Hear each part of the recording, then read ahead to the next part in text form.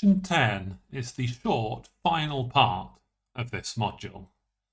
And this final part is on Bayesian statistics. So statistics, we know, is about studying data and trying to draw conclusions from data.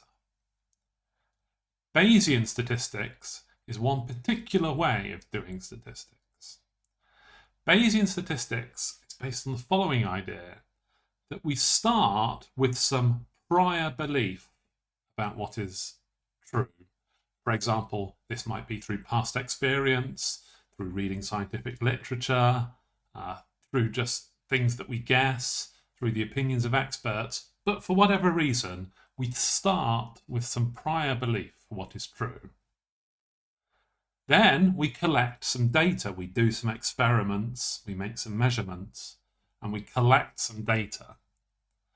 And then we use that data together with our prior beliefs to come up with a posterior belief, or what we believe after we've seen the data. So Bayesian statistics is about going from a prior, before belief, then collecting some data and then updating to a posterior, after belief. Now, of course, we know already the mathematics to do that. Right? It's Bayes' theorem. That tells us how to calculate a probability of some underlying truth given the data. We know how to find that using Bayes' theorem. So rather than talking about this abstractly first and then doing some examples later, we're going to do this the other way around.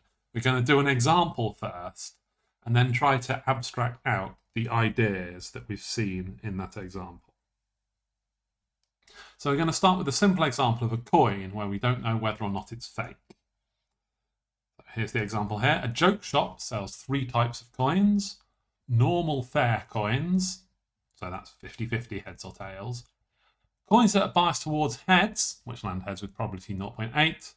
And coins that are biased towards tails, that land heads with probability 0.2. So tails with probability 0.8. I pick up a coin and examine it.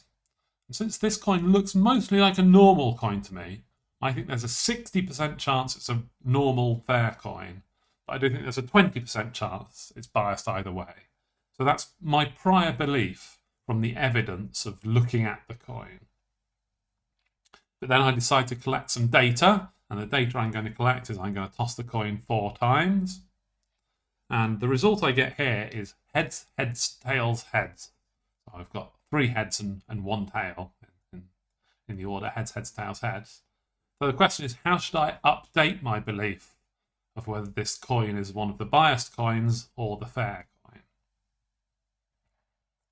So we're going to do that using Bayes' theorem. Right?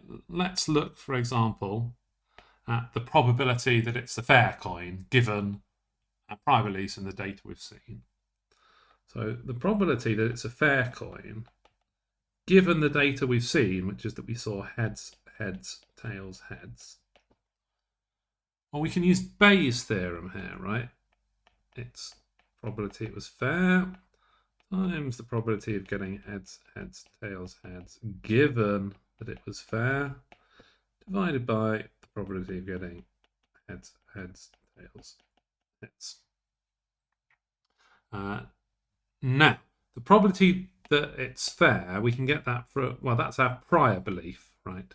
And we said that we thought there was a 60% chance of it being fair. So the chance that it's fair from our prior belief is 0.6. Then given that it's fair, what's the probability that we get heads, heads, tails, heads? Well, that's 0.5 for the head, 0.5 for the head, 0.5 for the tail, 0.5 for the head. So that's all 0.5 to the 4.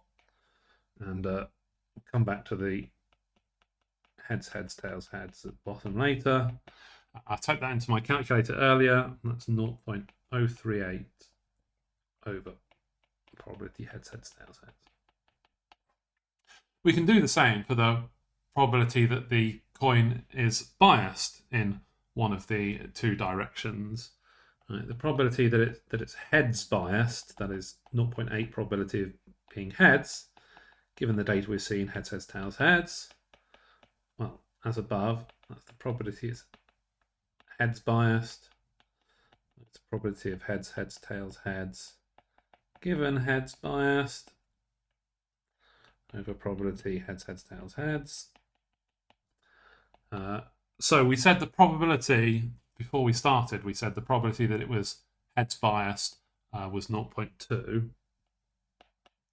And the probability of getting heads, heads, tails, heads is 0.8 cubed for the 3 heads and 0.2 for the tails, all over probability heads, heads, tails, heads. And I did put that into my calculator earlier. And what did I get? I got 0.020 over probability heads, heads, tails, heads. We'll come back to that denominator later. Similarly, probability of being tails biased, given heads, heads, tails, heads. Again, Bayes' theorem. Probability t biased, probability data given tails biased, over probability heads, heads, tails, heads. So 0.2 was the prior probability it was tails biased.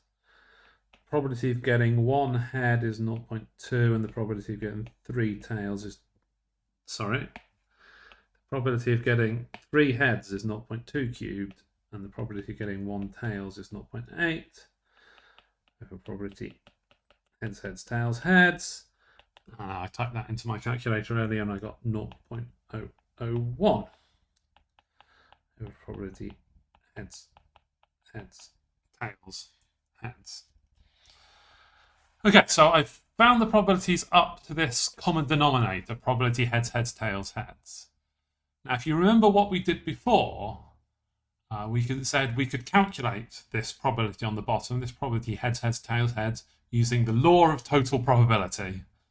So if you want to get out a bit of scrap paper and work out probability heads, heads, tails, heads using the law of total probability, you can do that. However, there is a useful shortcut here that saves us the bother, which is these 3 things make up a conditional probability mass function, right? So these 3 probabilities we have written down here have to add up to 1. So that's going to tell us what the common denominator is. It must be that probability heads, heads, tails, heads is like the sum of the things on the top. 0.038. That's 0.020. It's 0.001. So we can actually get back the constant of proportionality by just making sure everything adds up to 1 in the end, which is sort of convenient. That comes out as a 0.059. So if you do all that calculation, it comes out as the probability it's fair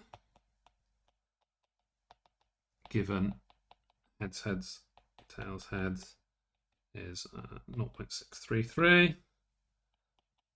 Probability